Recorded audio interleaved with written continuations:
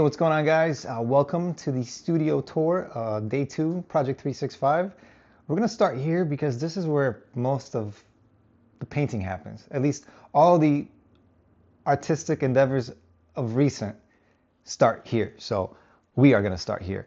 And it's a bit of a mess, and it's okay. It's a mess that I understand, but it will get better. But we can talk about the things that you guys see. So this actually used to be a couch. For many years, I had a little bit of a couch here. This is my work desk, Phoebe's. And over here we had a couch, and this space was just not being utilized. The art stuff was happening down in the garage, which we'll venture down as well. But yeah, so what do we have here? Let's just start with the stand where you guys see the lights are on. I think I got this on Amazon. It was maybe like 50, 60 bucks, something like that. I think I got it last year. It's great because you can connect the camera, point it straight down, and if you're doing something, not using an easel, but if you're just painting directly on, on flat surface, it's great because it'll shoot straight down. So for like watercolors, gouache paintings, or whatever I'm doing, this is a really great investment, and I like it. And in this case, I'm able to hook up lights to it, so when I'm painting and recording, it's all kind of handled right here. But this is also like a very cheapo IKEA desk that's just standing in here. Here I have my favorite brushes, the ones that I kind of reach for the most. And then I have kind of like the secondaries, maybe my initial purchases or like specialty larger ones that I might use for something else. Here are like the super cheapo brushes. I do like them a lot. Like I will get like a bag of $5 brushes. There's like 30 or 40 in there. And I will find some certain ones that work for me.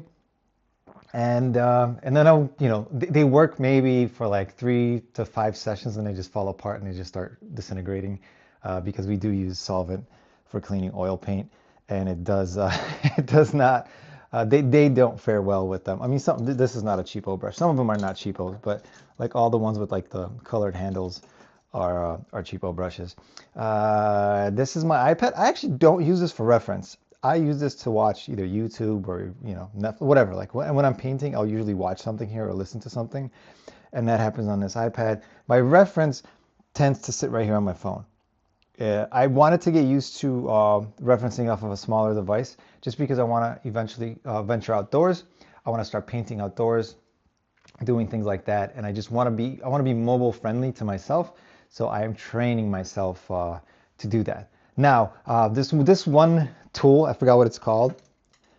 This thing is awesome, at least on the beginning to get proportions. This is like on the beginning when I started, I did use to reference off the iPad, and it was great because like on the iPad, maybe the head was like, top to bottom of someone was maybe like this big, but I needed to shrink it down to a smaller canvas. So here you go. We can use it like that to kind of mark ourselves some proportions, because that is a big thing. The distances and how far eyes are apart, how tall the head is, ear distance, whatever, like nose to lip. Those are the things that make the portrait. And that's what really blew my mind on the beginning, because I was getting it all wrong, and I'm still getting it wrong. So that tool is still there for me to kind of upscale or downscale. So again, if I'm on the phone, I will use the smaller end, and then I will sort of flip it and use the larger end onto the canvas. But that's kind of what it is. Now, behind this, I got to thank my boy Jason for donating this to me. This is like a power bank, like a proper one, because I don't have power plugs here. So I charge the power bank, and then everything else runs off the power bank, such as the lights and the iPad, which makes this station possible. What else? Yeah, it's also kind of storing my old PC, which I almost never use. Behind there, and yeah, next to it is the actual easel. This was downstairs in the garage, which we'll venture in a second. It's now a drying rack, and it's still housing this big piece that I never finish. I've repainted this like 3 or 4 times now with different subject matters. Right now it's going to be a Donatello. Maybe I might change my mind. I'm thinking now of going Darth Vader, but maybe I'll just keep it. And all these are some of my recent paintings that are still in the first drying process. And what else? Yeah, there's this little rack right here. I have old clothes that we're collecting, like stuff that might be thrown out or ready to be donated that I can use. Because I use that, I will take some of this clothing, maybe cut it, and I will put a piece right here. And when I'm painting, This is my kind of my wipe rag. I do have shop towels, which are great. When painting, I would not use paper towels because they, they kind of have this fuss, like these little tiny bits of paper that come off of them. So I will use these when I am kind of in the final cleanup process, when I'm wiping everything down. This is my palette, like a little glass palette. So if I'm cleaning this out, I might do it with the white paper towels. But when I'm dealing with actual active painting, I will use the shop rag versions because they do not have that same problem, right? These are kind of like, they almost feel like cotton and not paper. And there's my bin, my little bin. It, I do have a lid for it right here, but this lid is, because there is a chance of there being a fire hazard when it comes to dealing with solvents or oil paint itself. Like supposedly, from what I've heard, that it does have a chance to combust. So it's best just to put it in a place and just cover the lid. You kill the oxygen, you kill the chance of fire. So that's why this is here. I've never had an issue, but just in case, I do have an extinguisher not too far away.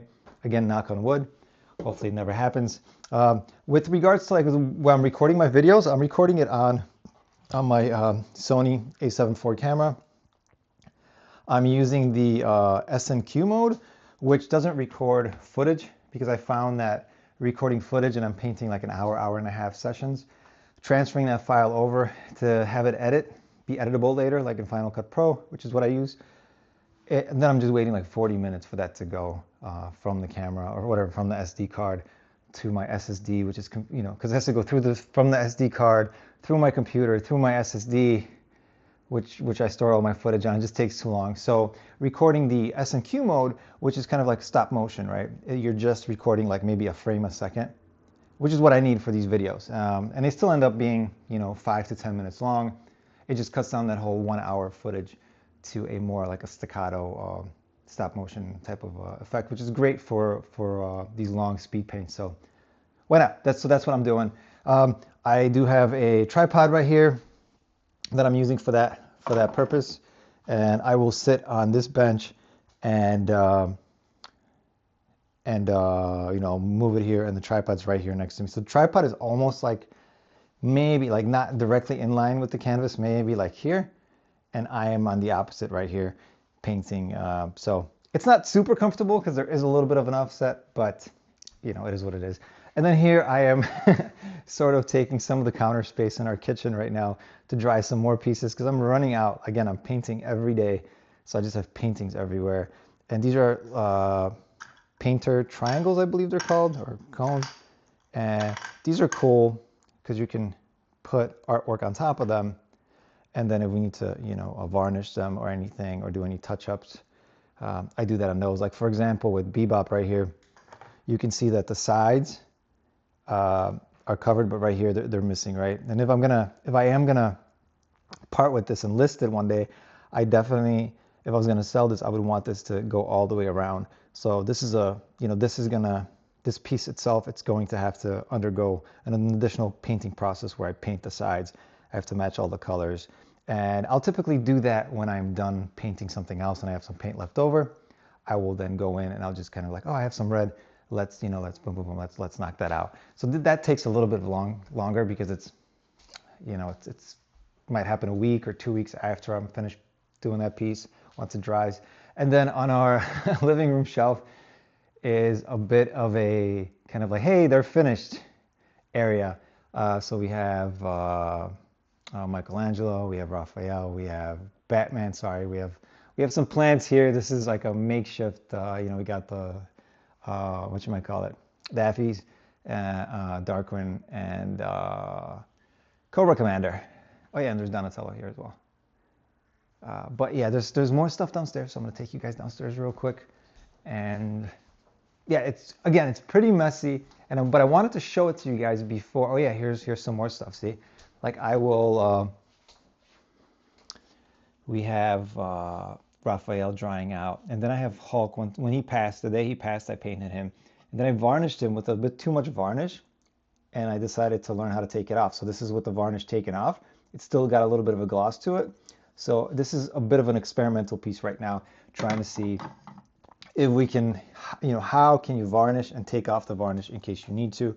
A bit of a similar issue with Fred right here. I'm not sure if it's going to show up on camera, but you can probably see right here. You see the little, it's a little bit wetter at the top, like right here, versus right here, there's like a dry spot. I don't like that. Like if I was going to sell this piece, I would like to fix this. So I'm going to try to put another coat of varnish. If it doesn't work out, we'll just strip the varnish and see how it looks.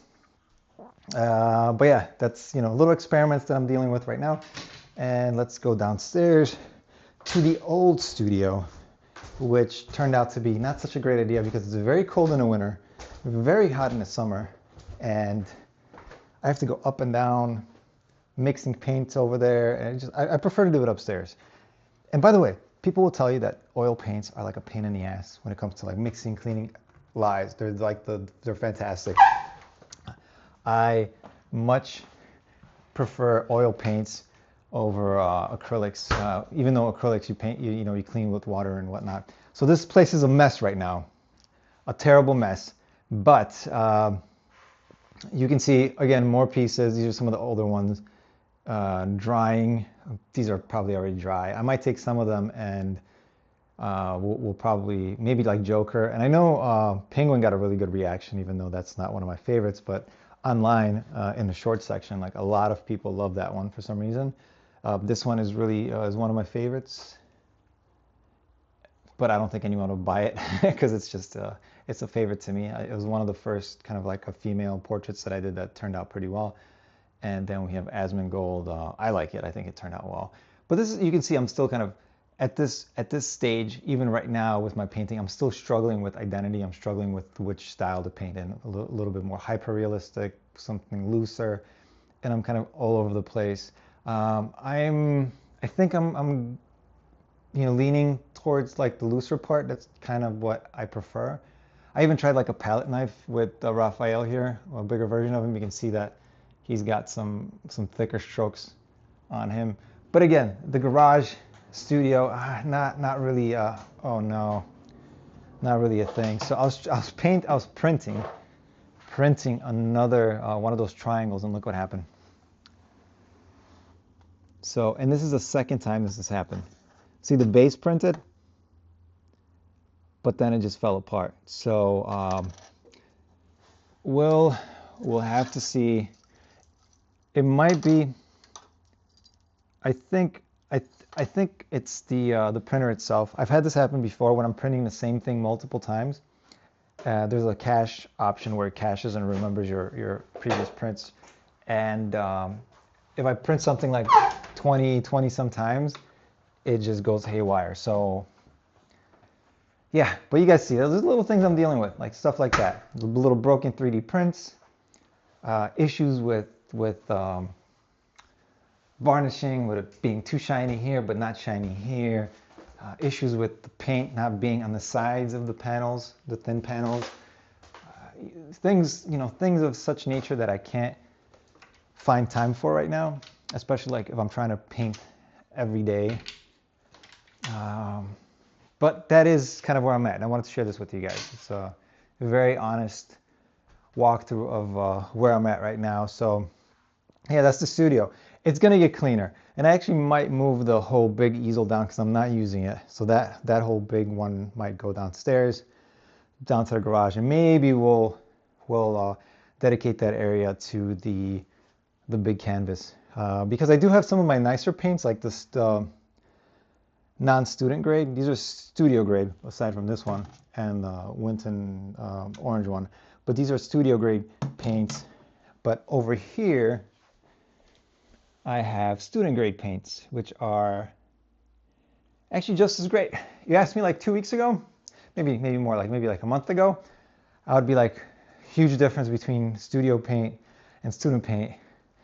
And the more I'm painting, the more I'm figuring out color mixing. I'm like, you can really kind of, once you start feeling it, you can use a lot of the student grade to really gently enhance your studio grade paints. And I like it because I think right now my biggest issue with color theory and color mixing in oil paints is that I don't know the measurements yet.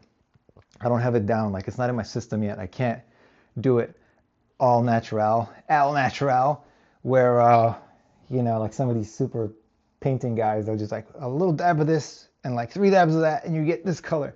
I can't do that yet. I feel like every time I sit down, I get different results. That's why alla prima painting in one session is so great, because I know that I'm going to be consistent with my colors. Coming back the next day or a week later and trying to match colors, a little bit more difficult. But yeah, like, so if we take the studio colors, studio paints, have much more pigment in them. So if you're mixing them, you know, if you take like a yellow and a red, you know, half of studio paints, you mix them together, you're gonna get an orange. If you took maybe a red of studio paint and a yellow of student paint and mix them together 50-50, it's gonna be like the red is barely gonna be, you know, changed with that student grade yellow, because it's just weaker. It has less pigment in it. It's got more medium in it. You know, maybe it's linseed oil or whatever they use for that oil paint, but it's not as rich. It looks rich until you try to mix it, and then it goes muddy. So, at the beginning, I was really afraid of that, but now I'm finding the benefit of it. I know now that I can just kind of like, oh, all right, I just need to tweak it down just a little bit. And if I'm going to use studio grade paint, I might put too much of it and I might ruin it. But if I can just, you know, take some of that student grade paint, I'm just gonna like gently maneuver it down to wherever I need it to be. So yeah, I love this about painting in general. Like, it is so cool that almost every week, if not every day, I am learning something new naturally. It's not like watching a tutorial and learning it, but like it's like a self-discovery, and you get a whole bunch of these aha moments, you know? So yeah, as you guys can see, man, I'm so ecstatic about it. I'm very excited. I'm very, you know, what's the word? Yeah, I'm just ecstatic about it. It's, you know, it's awesome stuff, and I want to keep doing this. So that's why this video is what it is. So yeah, thank you guys for watching Project 365. This is, again, day 2. Not technically, but as in terms of a video, it's the second video of Project 365. This is my studio nook. That's where all the painting magic happens. Yeah, I will, in the next few weeks, probably, you guys will see some additional projects outside of just paintings themselves. Might be a little bit of storytelling, because me and my daughter are working on a book. So we're working on the characters right now. I might want to share that with you guys as well. So it's going to be maybe some more illustrative processes. And then, you know, if things go well with those characters, why not? We might as well animate them. So, but we'll see. We'll see how it goes. Not promising anything.